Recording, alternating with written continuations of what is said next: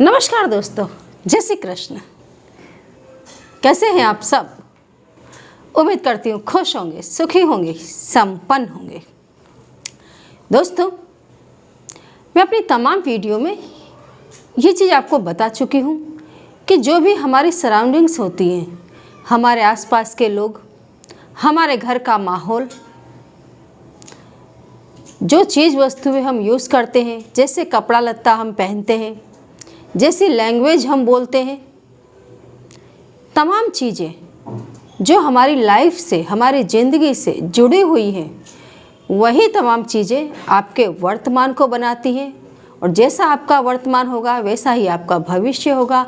मतलब तमाम चीज़ें जिससे आप जुड़े हुए हैं, आपके घर के पेड़ पौधे, आपके घर में लगी हुई पेंटिंग्स, तमाम चीज़ें आपके भविष्य को बनाती हैं। आज जो मैं आपको जानकारी देने के लिए जा रही हूँ दोस्तों, बड़े ध्यान से इसको सुनना। बहुत महत्वपूर्ण ये जानकारी है। और ऐसी ही यदि आपको जानकारियाँ चाहती ही होंगी, हर व्यक्ति को अच्छी जानकारियों की आवश्यकता होती है ताकि उसका भविष्य अच्छा बने, उसका वर्तमान अच्छा रहे। तो ऐसी जानकारियों को अर्जित करने के लिए दोस्तों चैनल को सब्सक्राइब जरूर कर लेना ताकि मेरी तमाम वीडियो आसानी से आप तक पहुंचती रहे। इस वीडियो की जानकारी अच्छी लगती है तो प्लीज़ लाइक करना बिल्कुल भी ना भूलें। वीडियो को जितना ज़्यादा हो सके वायरल करें, जितना ज़्यादा हो सके इसको शेयर करें। अच्छी जानकारियों को शेयर करना पुण्य का काम है।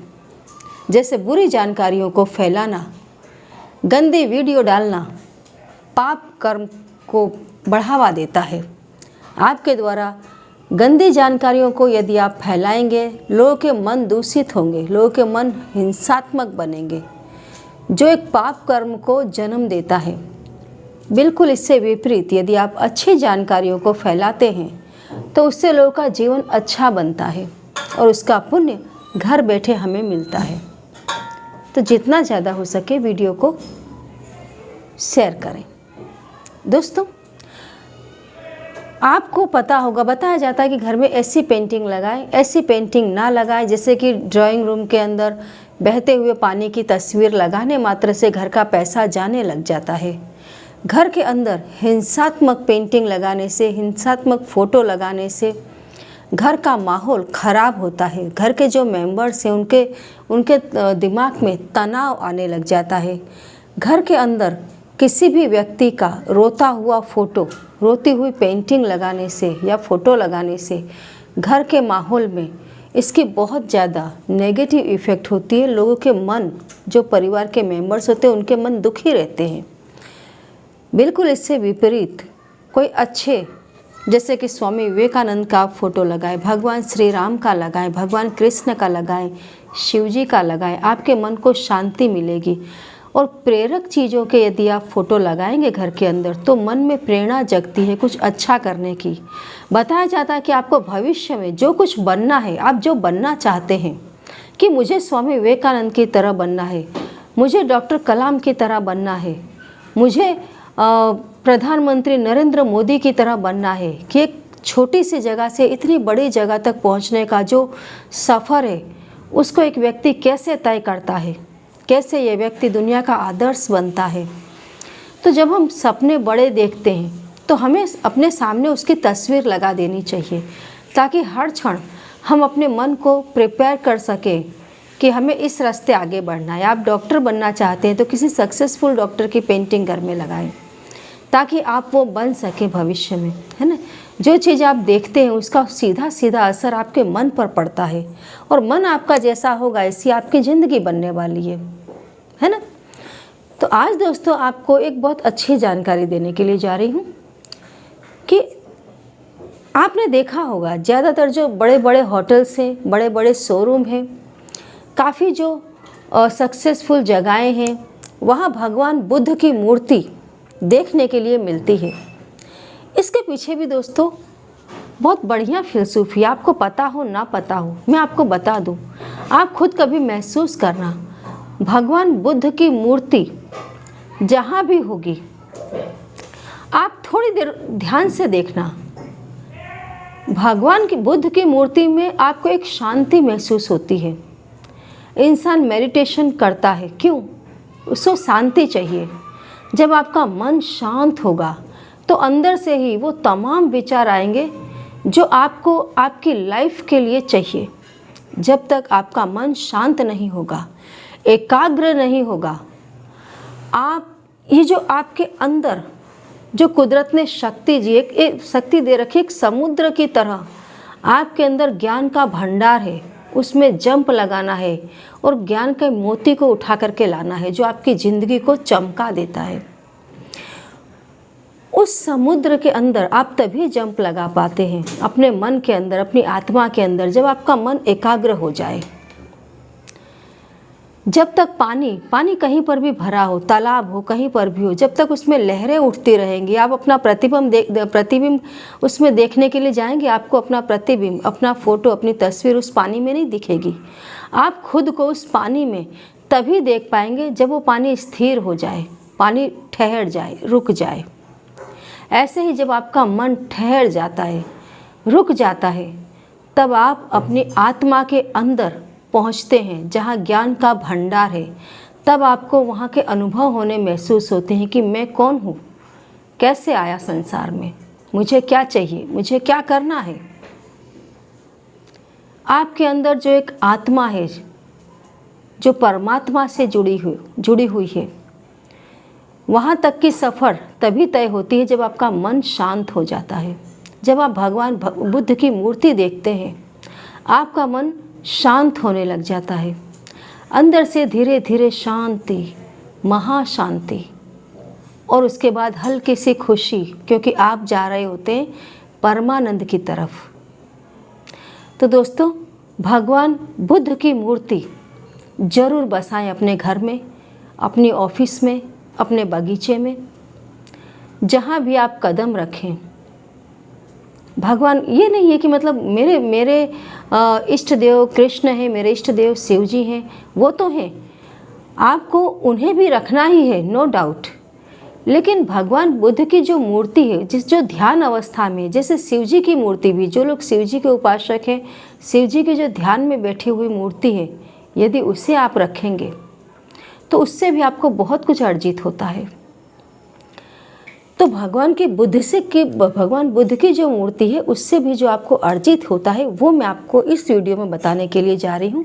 लेकिन ये बताने का मेरा ये बिल्कुल उद्देश्य नहीं कि जो दूसरे भगवान हैं उनकी मूर्तियों से वो चीज़ें अर्जित नहीं होती हैं। इस वीडियो में मैं आपको सिर्फ इतना बताने जा रही हूँ कि भगवान बुद्ध की जो मूर्ति है उससे आपको क्या अर्जित होता है। तो सबसे पहले दोस्तों, अपने घर के द्वार पर, मुख्य द्वार पर भगवान बुद्ध की जो रक्षा मूर्ति है उसकी स्थापना करें। एक हाथ जो आपको आशीर्वाद देता है, दूसरे से आपकी रक्षा होती है।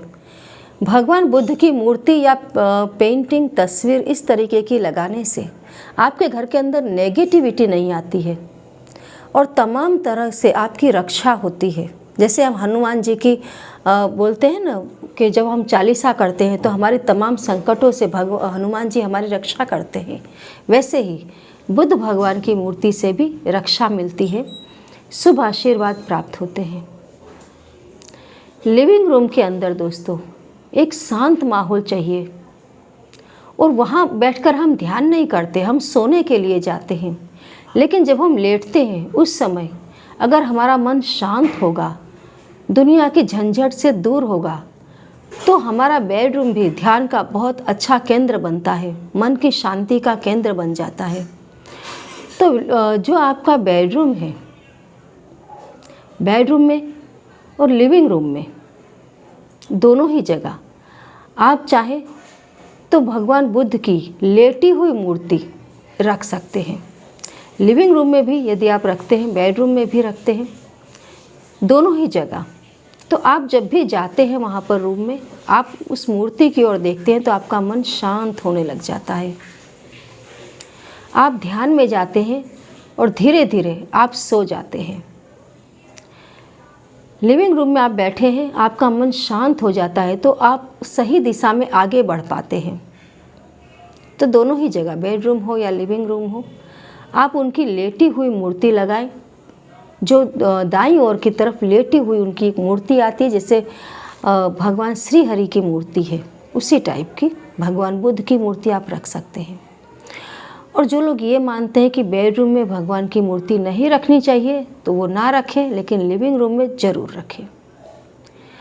जो बच्चों का कमरा है उसके अंदर आप भगवान बुद्ध की तमाम तरह की जो प्रतिमाएं आती हैं, मूर्तियां आती हैं, उसमें से कोई भी मूर्ति रख सकते हैं, क्योंकि बच्चों का मन चंचल होता है।